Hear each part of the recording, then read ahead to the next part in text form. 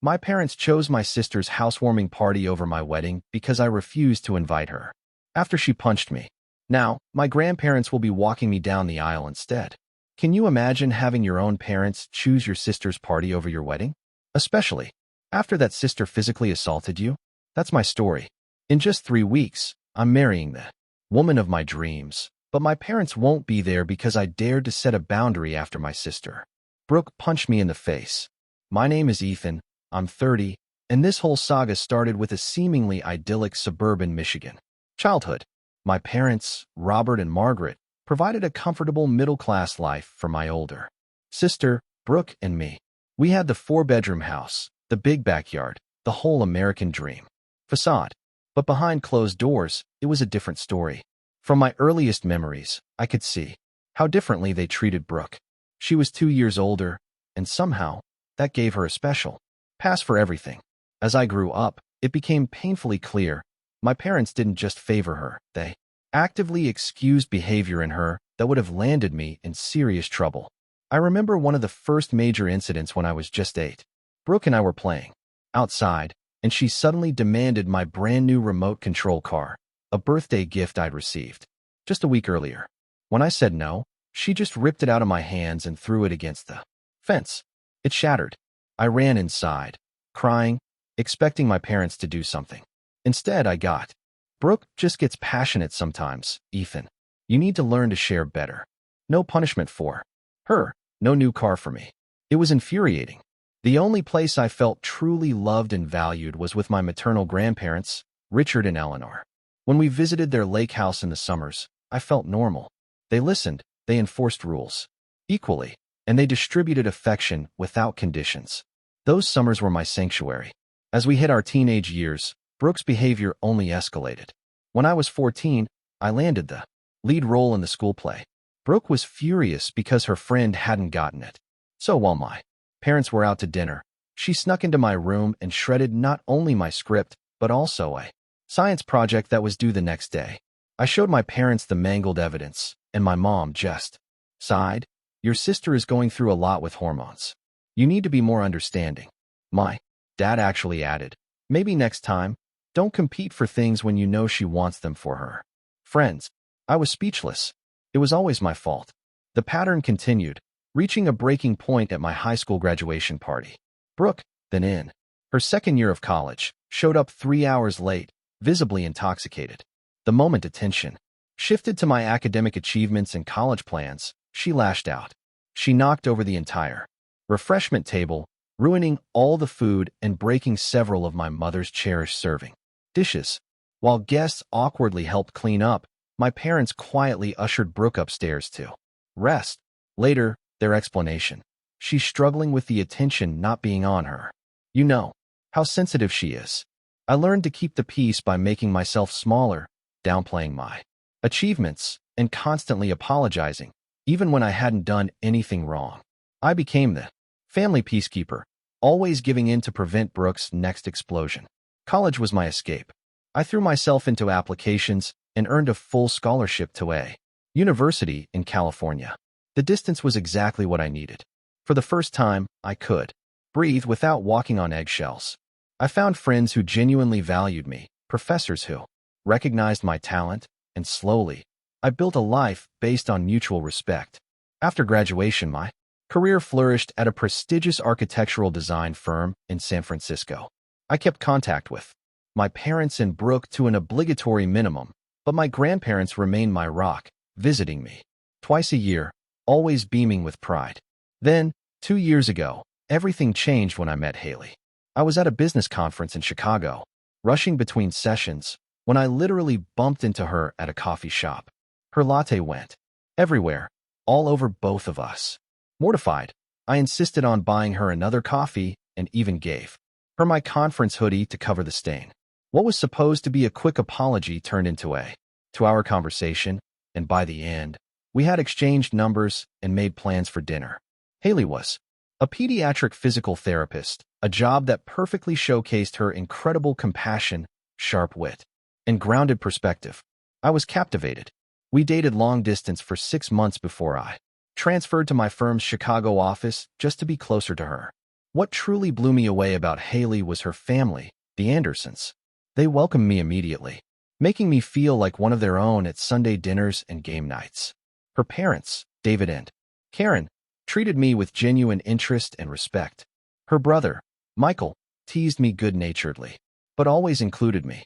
It was a revelation to experience a family where love wasn't conditional, where disagreements were discussed openly without lingering resentment, and where everyone's achievements were celebrated equally.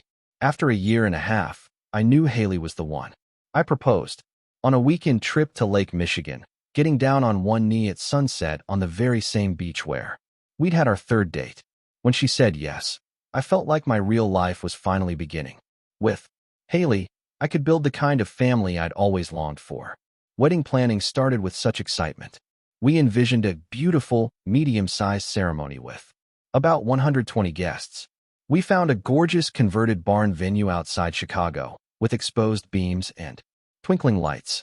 Despite my complicated family history, I initially planned for tradition, my dad walking me down the aisle, my mom helping with planning, and yes, even Brooke attending. I desperately wanted to believe that for one day, my family could just be normal and share in my happiness. Oh, how wrong I was. 6 months before the wedding, Haley and I traveled to Michigan to share our engagement news in person. They already knew from our phone call, but we wanted to show them the ring and discuss ideas. The visit started pleasantly enough. My mom cooked my favorite meal, pot roast, and Dad popped a bottle of champagne. They seemed genuinely happy, asking about the proposal, complimenting Haley's ring. "We're thinking about a September wedding," Haley said, beaming. Nothing too elaborate, but meaningful. My mom was already pulling out her phone, checking her calendar. Dad nodded. For a fleeting moment, I dared to hope. Maybe with Haley by my side, things could change. Maybe they would finally see me differently. That illusion shattered the moment the front door slammed open. Brooke, 32 years old and still acting like the world revolved around her, stormed in without knocking. "Sorry I'm late," she announced, even though no one had mentioned expecting her. My stomach instantly knotted. My parents hadn't even mentioned inviting her to our engagement dinner, and I would have preferred to share our news with her separately. But, of course, they had included her without asking me. "Brooke, look. Who's here?" My mom gushed, practically vibrating with excitement. "Ethan and Haley. They're getting married in September." Brooke's eyes narrowed as she looked at us. "Oh, right. The engagement. Congratulations." Her tone made the words sound like an accusation. Haley, ever gracious, extended her hand. "Thank you, Brooke. It's nice to see you again." Brooke barely squeezed her hand before turning her gaze to me. "September, huh? Pretty quick planning. Any particular reason for the rush?" The implication was clear, and my face flushed with anger. "No rush," I replied, trying to keep my voice even. "We've been together for 2 years. We know what we want." My mother, the perpetual Brooke peacekeeper, quickly jumped in. "Isn't it exciting? Our first family wedding. Brooke, come sit down. I saved you some dessert." Throughout dinner, Brooke spewed passive-aggressive comments about everything. The wedding venue being in Chicago, our honeymoon plans to Hawaii so basic. Everyone goes there. Haley, bless her, maintained her composure beautifully, responding to each barb with grace, redirecting the conversation to neutral topics. After dessert, we moved to the living room to look at some venue photos on Haley's tablet. That's when Brooke really unleashed. She started bringing up past incidents, twisting them to make herself the victim. "Remember when Ethan got that full scholarship and just left us all behind?" she said, casually to Haley. "Mom cried for weeks. I was pursuing my education," I responded, my voice barely a whisper. "And Mom said she was proud of me." "Sure, but you never came home after that. Too good for your family, I guess." My dad shifted, uncomfortably, but said nothing. My mom just stared at her hands. "Ethan speaks very fondly of his family," Haley interjected gently, placing her hand on mine. "He was just telling me about your family trips to Mackinac Island." Brooke ignored her, her eyes locked on me. "You always got everything handed to you. The grades, the scholarship, the fancy job, and now the perfect fiancé from the perfect family." Her voice dripped with pure, unadulterated resentment. "That's not fair, Brooke. I said, my patience finally wearing thin. I worked hard for everything I've achieved. Oh, right. Poor Ethan, always working so hard while the rest of us had it easy. I never said that. The tension in the room was suffocating. My parents sat frozen, just as they always did when Brooke's temper flared. Haley squeezed my hand, a silent anchor. Maybe we should look at those photos another time, my mother suggested weakly. But Brooke wasn't finished. So, where am I in this wedding plan? Let me guess. You want me to be a bridesmaid and pretend we're all one big happy family for your Chicago friends? We haven't finalized the wedding party yet, I replied, carefully. We're still working out details. That's when Brooke stood up, her face flushed crimson. You're not even going to ask me to be in the wedding, are you? After everything I've done for you? I was genuinely bewildered. Everything you've done, Brooke? What are you talking about? I've supported you. I've been there for you. I introduced you to Amanda in high school, and look how you treated her. This was utterly absurd. Amanda was Brooke's friend who had asked me to prom. After her date canceled, we went, had an okay time, and never dated again. And now, 15 years later, it was being presented as some massive betrayal. That was 15 years ago, and it was one dance, I said, standing up as well. What does that have to do with anything? It's just another example of how you take everything for granted. You think you're so perfect with your perfect job and your perfect fiancé. Some of us have real problems, Ethan. I never claimed to be perfect. And everyone has problems, Brooke. The difference is how we handle them. That's when it happened. Something in Brooke's eyes shifted, a flash of pure, unbridled rage-eyed. Seen before, but never directed so intensely at me. Before anyone could react, she lunged forward and punched me directly in the face. Her fist connected with my left cheekbone with surprising force, sending me stumbling backward. Haley gasped and rushed to my side. Ethan, she cried, touching my throbbing face gently where the blow had landed. For a moment, everyone froze in shock. I stood there, hand to my aching face, staring at my sister. In complete disbelief. Blood trickled from a small cut where her ring had caught my skin. Brooke, my mother finally exclaimed, but her tone held more surprise than genuine anger. My father slowly stood up. Now let's all calm down. He wasn't looking at me, but at Brooke, whose chest was heaving. He deserved it. Brooke spat. He always thinks he's better than everyone. What happened next hurt more than the punch itself. Instead of checking if I was okay, or reprimanding Brooke, both my parents moved toward her. My mother put her arm around Brooke's shoulders while my father stood protectively in front of her, as if I might retaliate. She didn't mean it, Ethan, my mother said to me, while consoling Brooke. You know how she gets when she's upset. Haley looked from them to me, her eyes wide with disbelief. She just assaulted him, she said, quietly. And you're comforting her? My father frowned. You don't understand our family dynamics. Brooke is very sensitive. I think we should go, I said, the side of my face throbbing, but my heart hurting even more. Haley, let's get our things. Ethan, don't be dramatic, my mother pleaded. Brooke is sorry, aren't you, honey? Brooke now? Crying theatrical tears, nodded, but never actually apologized. I'm not being dramatic, I replied, my voice steady despite my racing heart. I'm being sensible. We're going to a hotel for the night, and we'll fly back to Chicago tomorrow. As Haley and I gathered our overnight bags, my parents continued to console Brooke in the living room. Neither of them came to check on me or to help us leave. When we walked out the front door, no one called after us or tried to stop us. In the rental car, Haley gently examined my face under the dome light. You might have a bruise, but I don't think anything's broken, she said softly. After swallowing some pain relievers she had, I sat in silence, staring through the windshield at the dark suburban street. Ethan, Haley said, carefully, has something like this happened before? I sighed deeply. Not the punching. That's new. But the behavior, the way my parents responded, that's been my whole life. It's not normal, she said firmly. It's not okay. I know, I replied, finally turning to look at her. And I'm done pretending it is. As we drove to the nearest hotel, I made a decision that would change my relationship with my family forever. Brooke would not be invited to our wedding. And if my parents couldn't accept that, they wouldn't be welcome either. Back in Chicago, Haley and I tried to refocus on our wedding. We had a beautiful barn venue, string, lights, the whole rustic elegant vibe, navy blue and silver color scheme. A fantastic band. I had envisioned my father walking me down the aisle, my mother helping with decorations, even Brooke as a guest. But the incident at my parents' house had shattered those illusions. For the first week, I avoided their calls, needing time to process.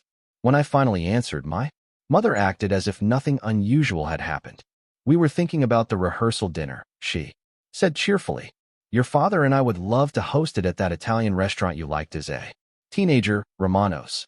"Mom," I interrupted. "We need to talk about what happened during our visit." A pause. "Oh, Ethan, you know how Brooke gets. She's been under so much stress lately with her new job and the house she's buying. She didn't mean anything by it. She punched me in the face, Mom. I had a bruise for a week." "Well, you did provoke her with that comment about handling problems." I took a deep breath, reminding myself this pattern was exactly why I had moved across the country. "I've made a decision, Mom. Brooke is not invited to our wedding." The silence that followed was thick with tension. When my mother finally spoke, all cheerfulness was gone. "You can't. Be serious. She's your sister." "I am serious. I will not have someone at my wedding who physically attacked me and has never shown any remorse for it." She was emotional. "You know how she is." "That's exactly the problem, Mom. Everyone always says, 'You know how she is,' instead of expecting her to behave like a reasonable adult. I'm done accepting that as an excuse." The conversation deteriorated into guilt trips, dismissals. It was just one little incident. And outright manipulation. If you loved your family, you would forgive her. When none of that worked, she tried a new tactic.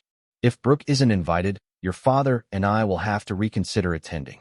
Those words, though painful, weren't entirely surprising. "That's your choice to make," I replied, keeping my voice steady despite the hurt. "I hope you'll choose to support me, but I understand if you can't." My father, predictably, sided with her. Haley was incredible throughout this whole ordeal. Having grown up in a family where boundaries were respected, she struggled to understand my parents' behavior, but she never questioned my decisions. Her parents suggested we see a family therapist, and Dr. Lawson helped me understand that setting boundaries wasn't selfish. It was necessary for my well-being and for the health of my future marriage. "You're not excluding your sister on a whim," she explained. "You're protecting yourself and your special day from someone who has demonstrated harmful behavior and shown no accountability." After weeks of reflection, Haley and I decided on a formal family meeting. We invited my parents to a private room at a neutral restaurant. My father, usually silent, seemed unusually agitated. "Before we begin," I started, "I want to thank you both for coming. This isn't easy, but it's important that we're clear about expectations for the wedding." My mother nodded stiffly. "We understand you're upset, but family is family, Ethan." "That's actually what I want to discuss," I continued. "After careful consideration, Haley and I have decided that Brooke will not be invited to our wedding. This isn't about punishment or holding grudges. It's about creating a safe, positive environment for one of the most important days of our lives." My father leaned forward, his face red. "This is ridiculous. She made one mistake." "It's not just one mistake, Dad. It's a pattern of behavior that's gone on my entire life, and the fact that neither of you acknowledges how serious it was concerns me deeply." "So, you're just going to cut your sister out of your life?" my mother asked, tears welling. "I'm not cutting her out of my life. I'm setting a boundary for our wedding day. In the future, if Brooke shows genuine remorse and makes real changes, we can revisit our relationship." "Has it occurred to you that maybe you owe her an apology, too?" my father suggested, his tone accusatory, for provoking her. Beside me, Haley tensed. I placed my hand over hers. "I didn't provoke her, Dad. Disagreeing with someone isn't provocation for violence." The conversation circled like this for nearly an hour, my parents defending Brooke, minimizing the incident, suggesting compromises that all involved me giving in. I remained firm but respectful. Finally, my mother delivered the ultimatum I'd been dreading. "If Brooke isn't welcome, then we don't feel we can attend either." It would break her heart to know we went without her. Despite anticipating it, hearing the words spoken aloud sent a wave of pain through me. I looked at my father, hoping he might disagree, but he nodded in solidarity. I understand, I said quietly. I'm disappointed, but I respect your decision. As we prepared to leave, my father added a final, cruel blow. You should know that Brooke is closing on her new house soon. She's planning a housewarming party around the same time as your wedding. We've already committed to helping her with that. The coincidence felt too perfect. Later, my cousin Rachel would confirm Brooke had deliberately scheduled it for our wedding weekend. The drive home was silent. When we arrived at our apartment, I finally broke down. All the emotions I'd carefully controlled during the confrontation came pouring out. Anger, grief, disappointment, and a profound sense of rejection. Haley just held me. I knew they always favored her, I sobbed. But I never thought they'd miss our wedding. Even with everything that's happened, I still thought they'd choose to be there. Haley wiped my tears gently. Their choice reflects on them, not on you. They're missing out on something beautiful because they can't set proper boundaries. That's their loss. In the days that followed, I swayed between grief and determination. There were moments I considered giving in just to have my parents there. But each time, I remembered Dr. Lawson's words about breaking unhealthy patterns. Our wedding would proceed as planned. We would adapt. We would find joy. With my parents officially out, Haley and I had to rethink some traditions. Who would walk me down the aisle? Who would give the parent toasts? How would we handle guest questions? Haley never wavered. When well-meaning friends suggested inviting Brooke for peace, Haley firmly shut them down. This isn't about keeping the peace, she told her college roommate. This is about starting our marriage with healthy boundaries. Ethan deserves to feel safe and respected at his own wedding. Haley's parents, David and Karen Anderson, were equally supportive. No one should have to tolerate abuse, family or not, Karen said during a Sunday dinner. David added, and if there's anything we can do to make the day special, just name it. I'm pretty good at father-son talks if you need one. Before the big day, he winked. My closest friends rallied around me too. Jason, my college roommate and best man, called. Immediately. That's their loss, man, he said firmly. You're doing the right thing. Even my colleagues at the architectural firm organized a lunch, giving me a card and a gift certificate for a couple's massage. Weddings are stressful enough without family drama, my boss Marcus said. Quietly, we've got your back here. But the most unexpected, powerful support came from my maternal grandparents. 3 weeks after the confrontation with my parents, my grandmother Eleanor called.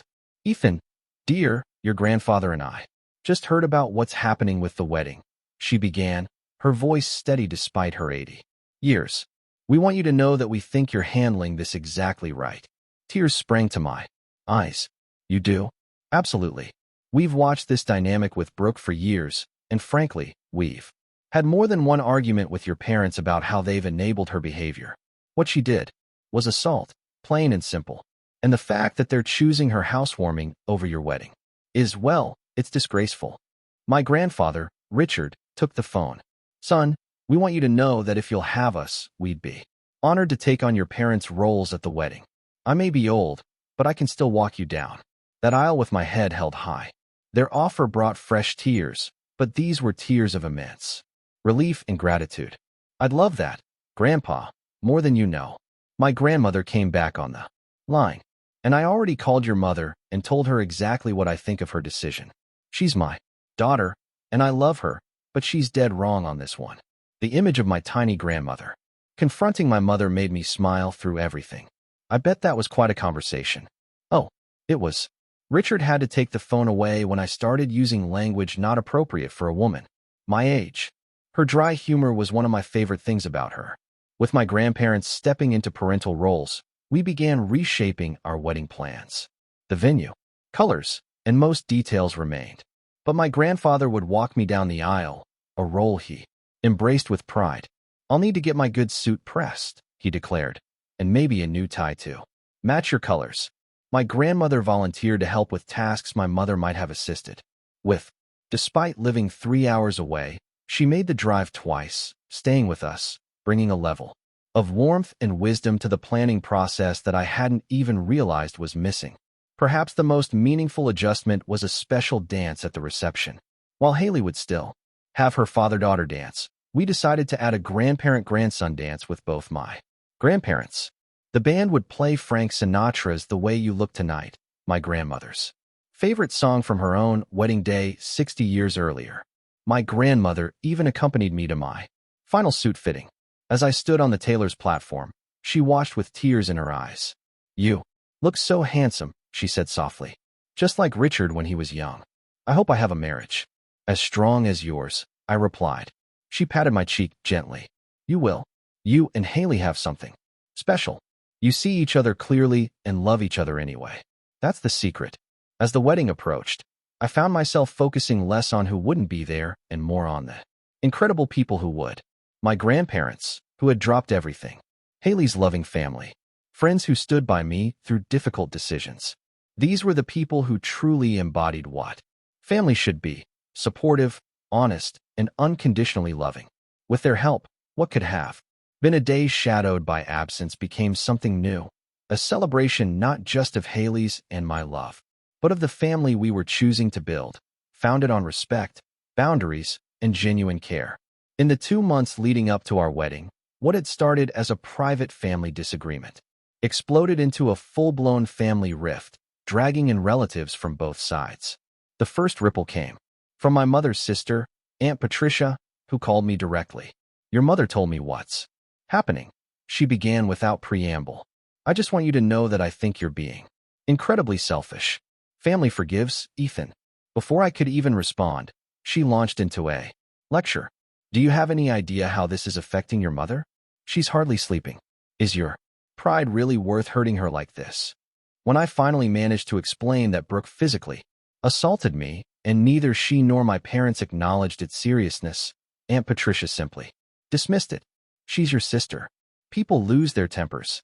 Are you really going to throw away your entire family over one little incident?" After several similar conversations, I stopped answering calls from extended family members I wasn't close to. Only those who truly knew me, like my cousin Rachel, reached out with more nuanced perspectives. "I get why you're doing this," Rachel said. "During a coffee meetup, Brooke has always been allowed to behave however she wants. Someone needed to set a boundary eventually." The family divisions became even more apparent in our extended family group chat. What was once a place for vacation photos and birthday wishes became a battleground. When a cousin posted congratulations about our wedding, my aunt immediately responded with a passive-aggressive shame. Not all the family will be there to celebrate, which set off a 20-message argument. I eventually muted the chat, unable to stomach the constant tension. Haley suggested I create a new group just for supportive relatives, which proved to be a much healthier space for wedding updates. Meanwhile, Brooke's behavior escalated from difficult to actively malicious. She started posting thinly veiled attacks on social media.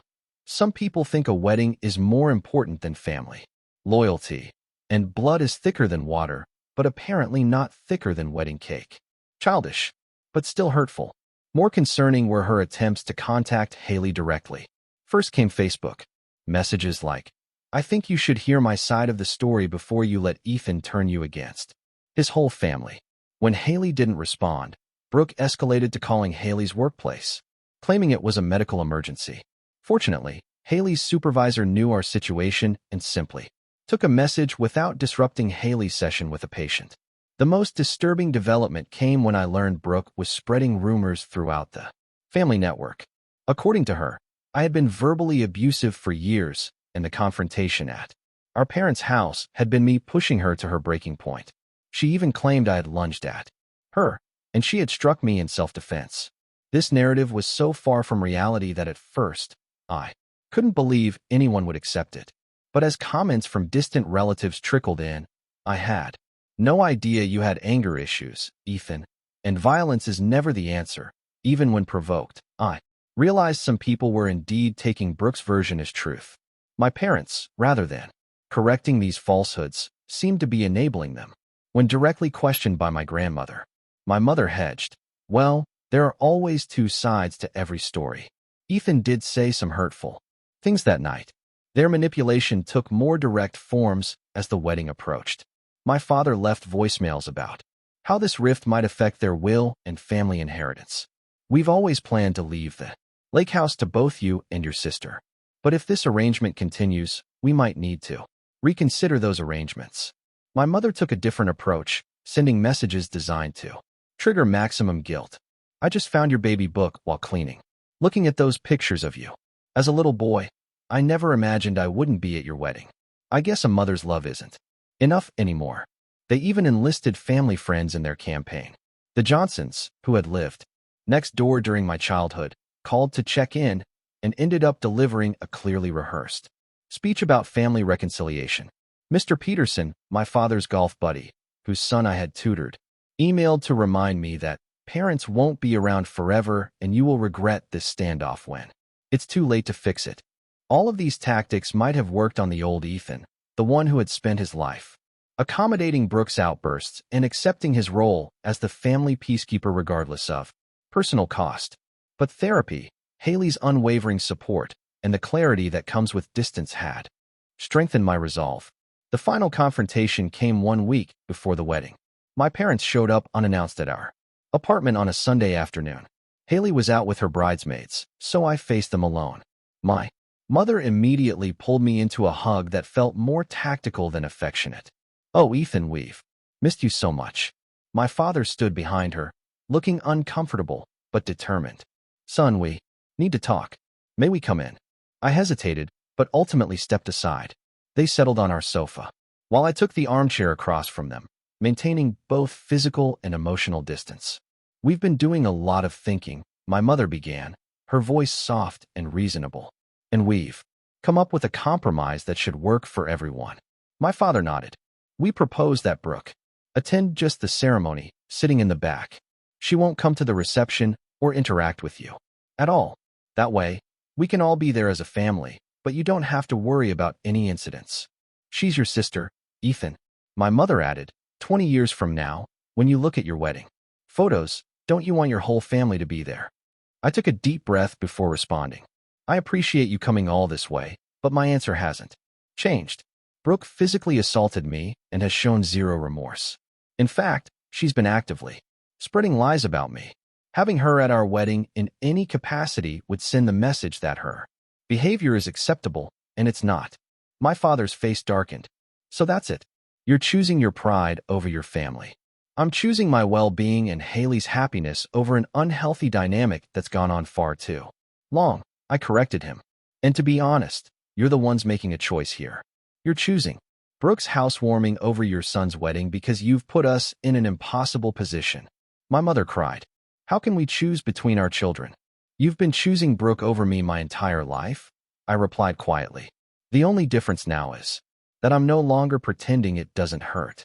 The silence that followed was heavy with decades of unspoken truth. My father stood up abruptly. "I can see this conversation is going nowhere. If you change your mind, you know how to reach us." My mother lingered a moment longer, tears in her eyes. "I never thought it would come to this. I really thought you'd reconsider." As they prepared to leave, I made one final attempt at connection. "I wish things were different. I wish Brooke could acknowledge what she did and take responsibility. I wish you could see how her behavior has affected me all these years. But mostly, I wish you could be happy for me and Haley, even if you don't agree with all of our decisions." My mother just shook her head sadly. My father opened the door without another word, and they walked out of my apartment, and it seemed out of my life, at least for now. After they left, I sat alone in the silent apartment, feeling strangely calm. There was pain, yes, but also a profound sense of having stood my ground with integrity. For perhaps the first time, I had prioritized my own well-being over the fragile peace of a dysfunctional family system. It hurt, but it also felt right. When Haley returned home, and I told her about the visit, she wrapped her arms around me tightly. "I'm so proud of you," she whispered. "And I promise you, our wedding will be beautiful and filled with love, even without them there." I believed her, and as the final week before our wedding began, I focused on the people who would be present rather than those who had chosen to be absent. The morning of our wedding dawned clear and perfect, with just enough autumn crispness in the air to make the day feel magical.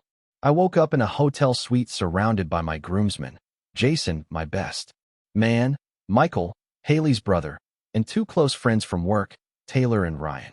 Haley and I had spent the night apart, her at her parents' house, surrounded by her bridesmaids.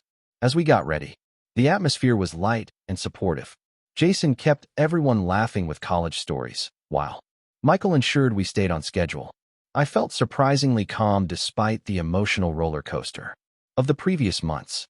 "How are you doing, really?" Jason asked quietly while the others adjusted their ties. "I'm good," I replied, and I meant it. There's a part of me that's sad my parents aren't here, but honestly, I'm focusing on who is here, not who isn't. He nodded approvingly. That's the right mindset. And for what it's worth, I think they're the ones missing out, not you. Around 11, there was a knock at the suite door.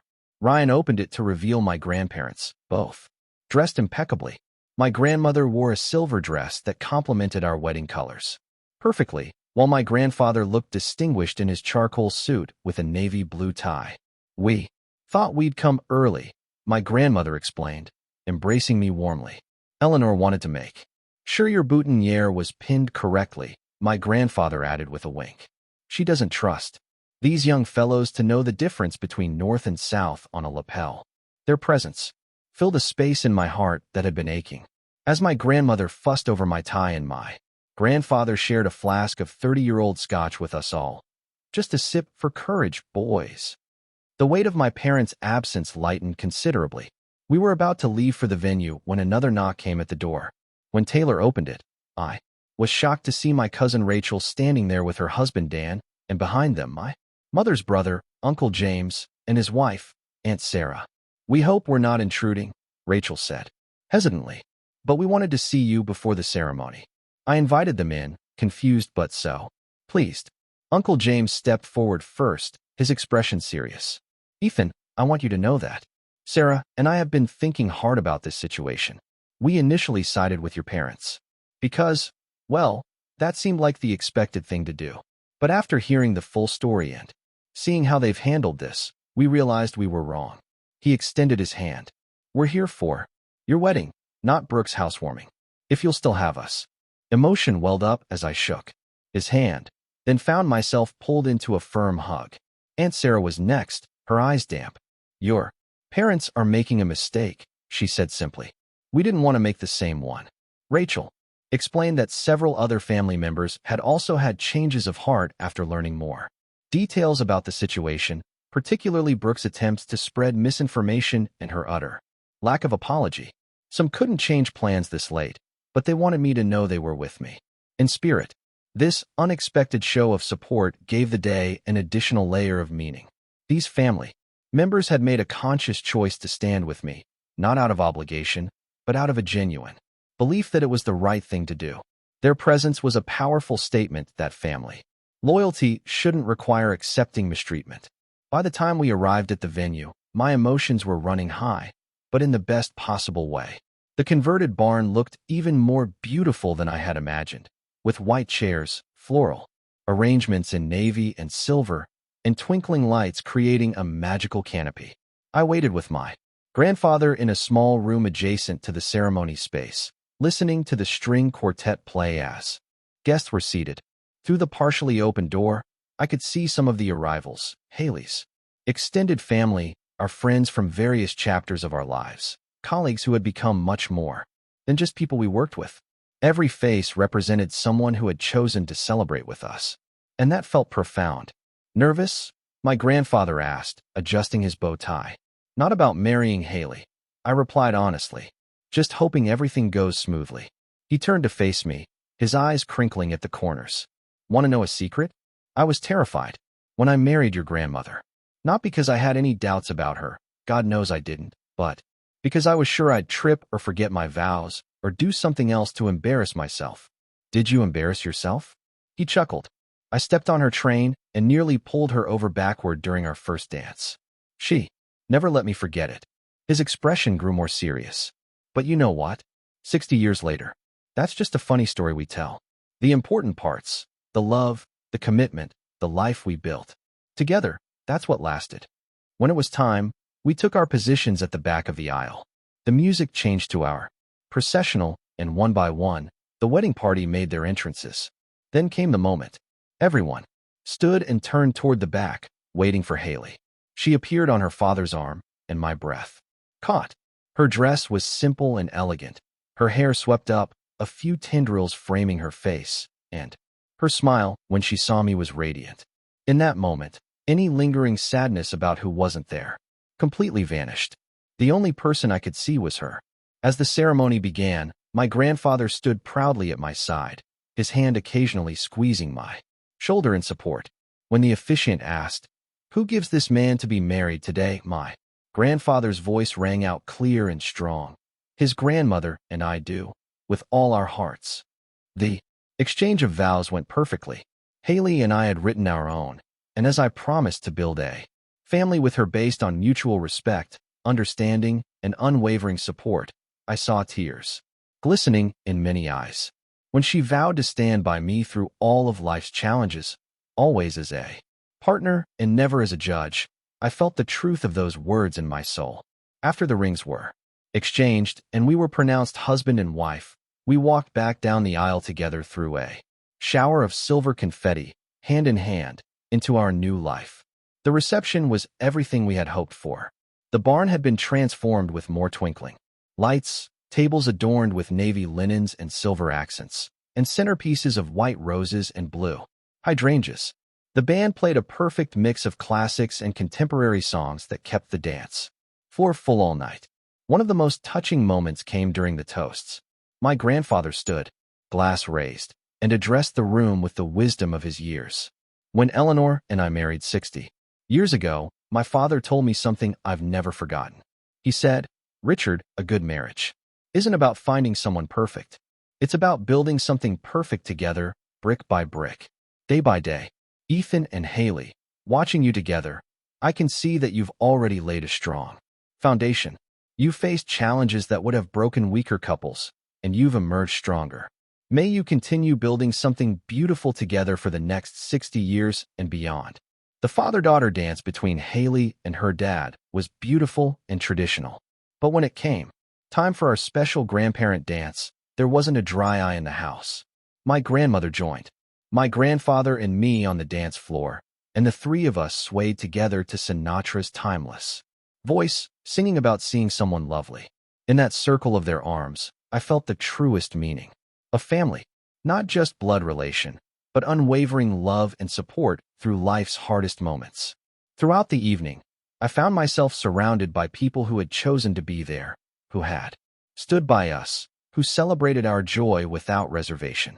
We danced, laughed, ate amazing food, and created memories that would last a lifetime. As Haley and I cut the cake together, feeding each other small bites amid laughter and applause, I realized that what could have been a day shadowed by absence had instead become a powerful affirmation of what family should truly be. Not obligation or enabling or false peace at any cost, but genuine love, respect, and the courage to stand for what's right. When we finally departed through a tunnel of sparklers held by our cheering guests, climbing into the vintage car that would take us to our hotel, I felt nothing but gratitude and joy. My parents had made their choice, and I had made mine. And looking at Haley's radiant face beside me, I knew without doubt that I had chosen well. After the whirlwind of our wedding day, Haley and I escaped to New Zealand for our 2-week honeymoon.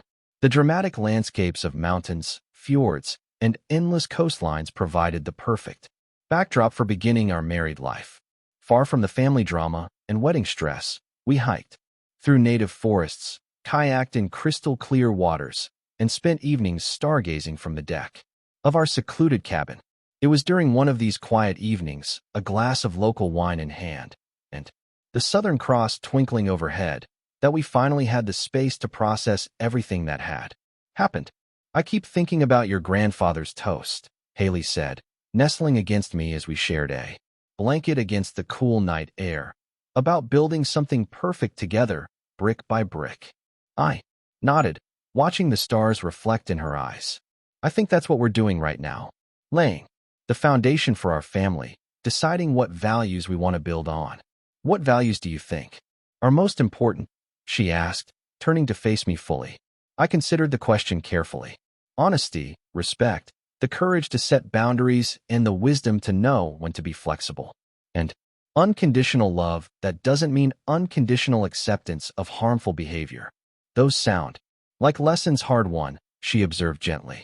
They are, but I wouldn't trade them. Even with everything that happened, these past months showed me who truly stands with me, and they forced me to decide what kind of man, what kind of husband, what kind of future father I want to be. We spent many evenings like this, discussing how we would handle conflicts in our own relationship, how we would approach parenthood if we were blessed with children, and how we would navigate future interactions with my family. These weren't always easy conversations, but they were necessary and ultimately strengthening. When we returned home to Chicago, reality awaited in the form of 2 letters that had been delivered. During our absence, both bore my parents' handwriting, one addressed to me, and one to Mr. and Mrs. Ethan Marshall, their first acknowledgement of our marriage. I stared at the envelopes for a long time before opening mine. Inside was a 3-page letter from my mother, her normally perfect handwriting showing signs of emotion in its uneven slant. Dear Ethan, it began.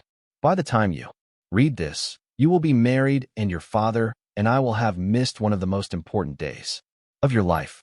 I can't stop thinking about that, about the empty chairs where we should have been sitting, about the mother-son dance that didn't happen, about all the moments we can never get back. The letter continued with a mixture of regret, explanation, and tentative steps toward reconciliation. My mother acknowledged that they had perhaps been too protective of Brooke over the years, though she stopped short of admitting any real wrongdoing. She expressed hope that with time, our family could heal these wounds and suggested a meeting after Haley and I returned from our honeymoon. My father had added a brief postscript in his blocky handwriting. Son, I've never been good with words, but I miss you. Call when you're ready. The second letter, addressed to both Haley and me, contained a check for a substantial amount with wedding gift written in the memo line and a short note wishing us happiness. It felt like both an olive branch and a way to assuage their guilt. After reading the letters, I didn't immediately reach for the phone. Instead, I scheduled an appointment with Dr. Lawson. With her guidance, I worked through my complex feelings, the pull of familial obligation, the lingering hurt, the cautious hope, and the firm resolve to maintain the boundaries I had established. Reconciliation is possible, Dr. Lawson told me, but it requires acknowledgement, accountability, and changed behavior from all parties. It's not about pretending the hurt never happened. It's about addressing it honestly and committing to a healthier relationship. Moving forward, armed with this perspective, I eventually called my parents 3 weeks after our return. The conversation was awkward but civil. We agreed to meet for lunch at a neutral restaurant, just the 3 of us, to begin the slow work of rebuilding our relationship. That first meeting revealed how far we had to go. My mother cried when she saw me, embracing me tightly as if I had returned from war. My father shook my hand formally before pulling me into a stiff hug. We made small talk about the wedding, which they asked few questions about, and the honeymoon, which provided safer conversational ground. But when the subject of Brooke inevitably arose, it became clear that while my parents might miss me, they weren't yet ready to acknowledge the fundamental problems in our family dynamic. She's having a hard time with all of this, my mother said, picking at her salad. She feels very excluded. I understand that's difficult for her, I replied carefully. But my boundary remains the same. I'm open to rebuilding a relationship with Brooke when she's ready to acknowledge what happened and take responsibility for her actions. My father frowned. Can't you just let it go, son, for the sake of family peace? Dad, that's exactly the pattern I'm trying to break. Sweeping problems under the rug for the sake of family peace isn't actually peaceful. It just allows harmful behavior to continue. We left that lunch with plans to meet again the following month, but with the understanding that real healing would take time and might never completely restore what was lost. And I was okay with that. The relationship I was building with my parents now was more honest, even if more limited than what we had before. Meanwhile, my relationship with my grandparents deepened significantly. We established a tradition of Sunday evening video calls where they would share family stories I'd never heard before and offer wisdom gained from their decades together. Once a month, either they would drive to Chicago or Haley, and I would visit them, spending weekends playing cards, cooking, and simply enjoying each other's presence. You know, my grandmother said during one such visit, her hands busy kneading bread dough. While I helped, I've been thinking about family a lot lately. Blood matters, of course it does. But what matters more is how people treat each other. Your grandfather's brother didn't speak to him for 15 years over a business disagreement. Missed our wedding, the birth of your mother. Everything. When he finally came around, he expected to pick up right where they left off. Did they? I asked, fascinated by this family history I'd never heard. Eventually, yes. But it was different. And that's okay. Some relationships get pruned back by life's circumstances, but that doesn't mean they can't grow again in new ways. The holidays presented our first major family challenge.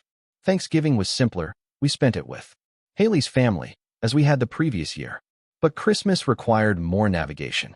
We decided to host a Christmas Eve dinner at our apartment for my grandparents, Haley's parents, and a few close friends. For Christmas Day, we accepted my parents' invitation with the explicit understanding that Brooke would not be present unless she was ready to have an honest conversation about what had happened. Brooke chose not to engage, instead spending Christmas with friends in Colorado. My parents seemed disappointed, but respected the boundary. Our Christmas Day visit was short, but pleasant, with everyone making a visible effort to focus on positive interactions rather than dwelling on the elephant in the room. As the months passed, our new normal took shape. Haley and I created our own traditions and built a life centered on mutual respect and open communication. We maintained boundaries with my family, while leaving the door open for healthier relationships in the future. My parents gradually showed small signs of growth, though real acknowledgement of the patterns that led to our rift remained elusive. 3 months after our wedding, Haley and I received the news that would add another layer to our family story. We were expecting our first child. As we prepared to become parents ourselves, the lessons from our wedding journey took on new significance. We were not just building a marriage. We were establishing the foundation for the next generation. I want our child to grow up understanding that love doesn't mean accepting mistreatment. I told Haley as we lay in bed one night, my hand resting on her still flat stomach, that standing up for yourself isn't selfish, and that family should be a source of support, not stress. They will, she assured me, covering my hand with hers, because they'll learn by watching us. That's what your grandparents did for you. Even if you didn't realize it at the time, they showed you a different way. And when the moment came, you recognized it and chose it. Looking back now on the turbulent path to our wedding day, I see that what felt like an ending, a painful rift with my parents and sister, was actually a beginning. It was the start of a more authentic life, one where I no longer contorted myself to maintain a false peace or accepted treatment that diminished my worth. The journey hasn't been easy, and it continues to evolve. My relationship with my parents is slowly healing, though it may never be what I once imagined. Brooke remains distant, still unwilling to acknowledge her role in the conflict. But my life is rich with genuine connections, with Haley, with my grandparents, with friends who stood by me, and soon, with the child who will carry forward the lessons we've learned so painfully. If there's one thing I would share with anyone facing a similar situation, it's this. Sometimes the hardest boundaries to set are with the people we love most. But those boundaries aren't walls meant to punish. They're foundations for healthier relationships. And sometimes the family that sustains you isn't the one you were born into, but the one you build through choice, commitment, and courage. Thank you for listening. And remember, the family you create with love and intention is just as real and valuable as the one you were born into.